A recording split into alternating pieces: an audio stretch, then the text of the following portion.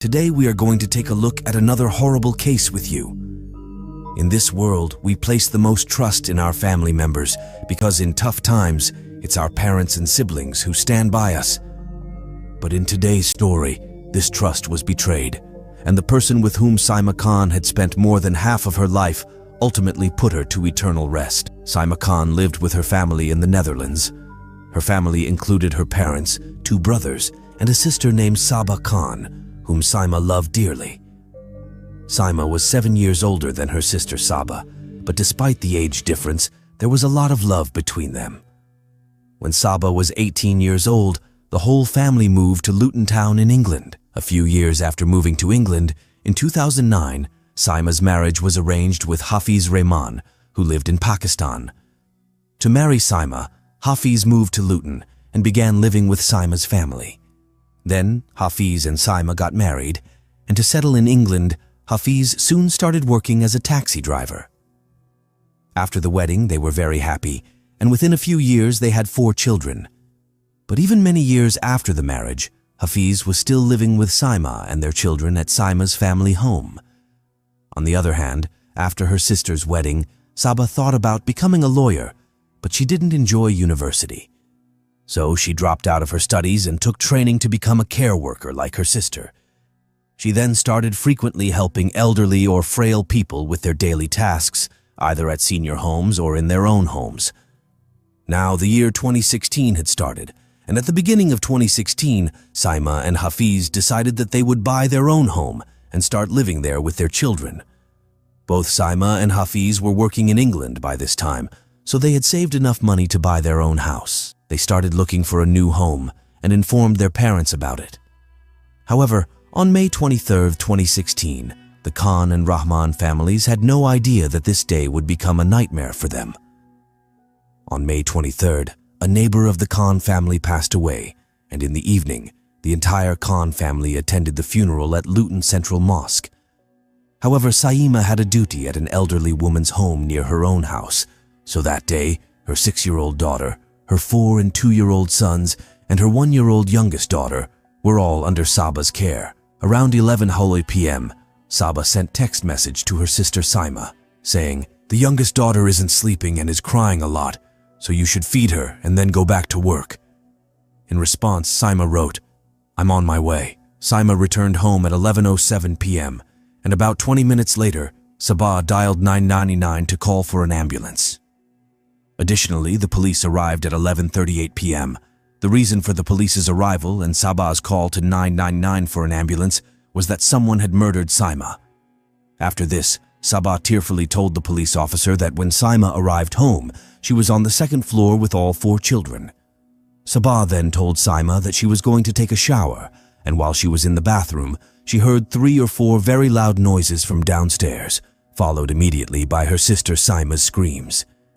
Saba quickly got dressed, checked on the children who were all sleeping, and then went downstairs to find Saima's blood-soaked body lying near the main door. Saima's body had numerous wounds, and her blood was splattered on the floor and walls. Additionally, Saba told the police officer that she had tried to stop her sister's bleeding with a scarf. After this, the female police officer asked Saba how she got the injury on her hand. In response, Saba said, "There was glass all around Saima's body, and when I saw my sister's dead body, I held her tightly, and maybe that's when I got this cut on my hand." Saba explained that she first called her father to inform him about it, and then called the ambulance. Describing the crime scene, Saba told the police that the main door of the house was closed, but the window next to it was broken, and the back door of the house was also open. Saba said, "I think whoever attacked Saima broke in through the window next to the main door and later escaped through the back door." After hearing this entire story, the police sent Saima's body for a post-mortem and completely sealed off the crime scene. Additionally, the police asked the Khan family to stay elsewhere until the investigation was completed. However, during the search of the house, the police noticed that almost everything was scattered and some valuable jewelry was missing. At first glance, it seemed like a simple case of burglary where Saima unfortunately confronted the thief, who then attacked her while escaping. This incident shocked and worried the Khan family's neighbors, prompting them to install alarms and CCTV cameras to tighten their security. Khatija Malik, Saima's neighbor, stated, "Saima's mother is in a terrible state of shock, saying she wishes the thief had looted the whole house but left her daughter alive." Meanwhile, the forensic team collected fingerprints and some hair from the house. They also examined the road outside and the cars parked there. Saima's post-mortem revealed 68 deep wounds on her body, and it appeared that someone had brutally attacked her with a sharp object. Her entire body was in a very bad condition. When her body was taken to the hospital from the house, her head was connected to her body by only a few veins. The horrifying part was that one of her hands was completely cut off, and the killer had specifically wanted to disfigure her face, as there were numerous wounds on it. Now, on May 25, 2016, the police questioned Saima's family. However, Saima's parents and her husband Hafiz were not questioned extensively because they were all at the mosque that night. Since Saba was the only witness, the police questioned her for a long time. Initially, Saba repeated the same story she had told the police the first time. But under pressure from the police, she revealed a big secret about her sister. Saba said, "I feel a little ashamed, but it's important to mention that Saima was in a relationship with another guy besides Hafiz. I don't know much about that guy, but I think Saima and her lover had a fight, and in anger he killed her." Now, since the entire town of Luton had learned about the case, when it was revealed in the media that Saima had a relationship with another man besides her husband, people started questioning Saima's character. However, the police officers tried to find out the name of Saima's boyfriend, if she had one. But when Saima's cell phone and email were examined, no evidence of her infidelity was found. Meanwhile, Saima's husband, Hafiz, gave a statement to the media saying, "Saima has left us at the age of 34, and my 4 children will spend their whole lives longing for their mother's love." Saima was a loyal wife, a good daughter, and a loving sister who cared for everyone. But then, on May 26, 2016, something very strange struck the police. Just 3 days after Saima's death, her sister Sabah went back to work. When a family member dies, it usually takes days to recover from the shock, but Sabah's behavior was very unusual.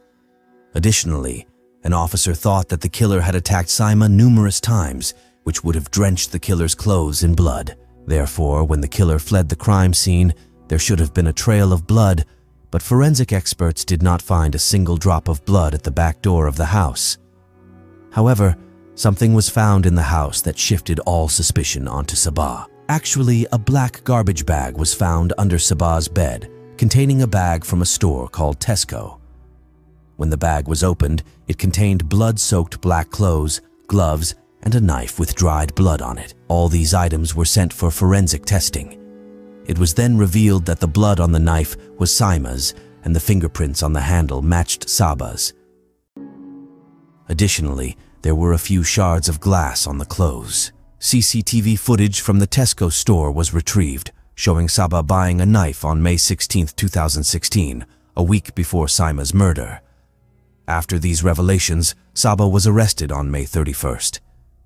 However, when she was handcuffed, she cried loudly, saying, "I loved Saima very much.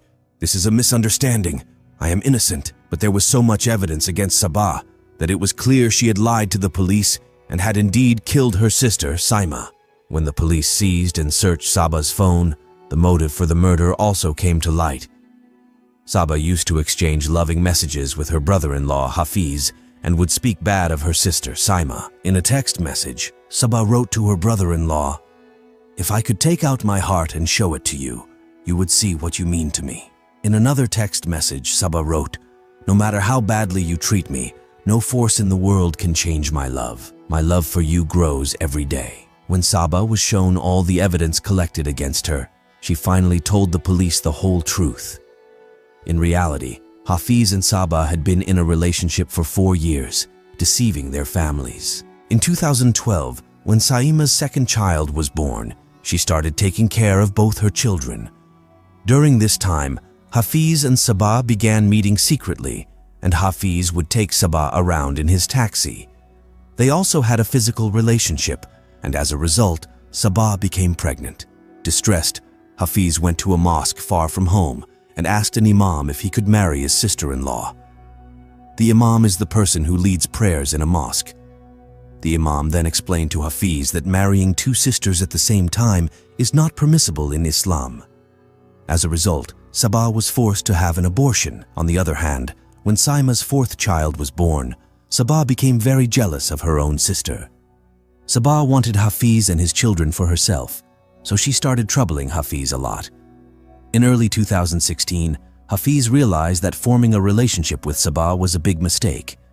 Meanwhile, Hafiz told Sabah that they had committed a grave sin by forming this relationship, but he was ready to forget this mistake and asked her to do the same. However, Sabah threatened to commit suicide upon hearing this, so Hafiz had to continue his daily chats with her. When Hafiz and Saima decided to live separately in February 2016, Sabah felt that she had lost Hafiz. However, she thought that if Saima died, her father wouldn't object to her marrying Hafiz. Consequently, Sabah began searching for ways to kill her sister Saima. Firstly, Sabah contacted a black magic practitioner in Pakistan via text message and sent him £5,000 to have Saima killed. When she didn't see any results from the black magic after several days, she decided to kill Saima herself. She searched on Google for where to find poisonous snakes in the UK, intending to kill her sister with snake venom. However, since only 2 or 3 types of venomous snakes are found in the UK, she soon abandoned this idea. Afterwards, she found a book through Google, read it, and then bought a knife from Tesco, waiting for an opportunity to be alone with Saima at home. Sabah only had to wait for a week after buying the knife. When there was a death in their neighborhood on May 23rd, and all their family members went there, she messaged Saima to come home. Just a few minutes before killing Saima, Sabah searched on Google how long a Muslim funeral takes. She wanted to know how much time she had to carry out the murder. After that, Sabah, dressed in black clothes and gloves, turned off all the lights in the house and waited for Saima to come home. As soon as Saima entered the house, Sabah attacked her from behind and stabbed her 68 times. Even after Saima was dead, Sabah continued to stab her. Then she broke the window next to the front door and opened the back door of the house. Afterward, Sabah took off her blood-soaked clothes and made up a false story. She called her father, crying, and told him everything. Immediately after, she called 999 to summon both the ambulance and the police. A woman can be so blind in love. Sabah crossed all limits. She also falsely accused her sister of adultery. When Hafiz was questioned, he said he had nothing to do with Saima's murder. Hafiz put all the blame on Sabah, claiming she had manipulated him and that he was an innocent man. In my opinion, if Hafiz had not started a relationship with Sabah in 2012, Saima would be alive today. Anyway, on October 24, 2017, Judge Christopher Moss sentenced Sabah to life imprisonment for her crime. Sabah will not be eligible for parole for 22 years and is currently serving her sentence in prison. Hafiz expressed his remorse in court, saying that after Saima's murder, it was the children who suffered the most, as they would likely never receive the love Saima had given them. So with that, the Saima Khan murder case comes to an end right here. Additionally, if you want to recommend any case for us to make a detailed video on, you can write the name of that case in the comments section. If you appreciate our efforts, like and share this video. If you haven't subscribed, do so now. Thank you.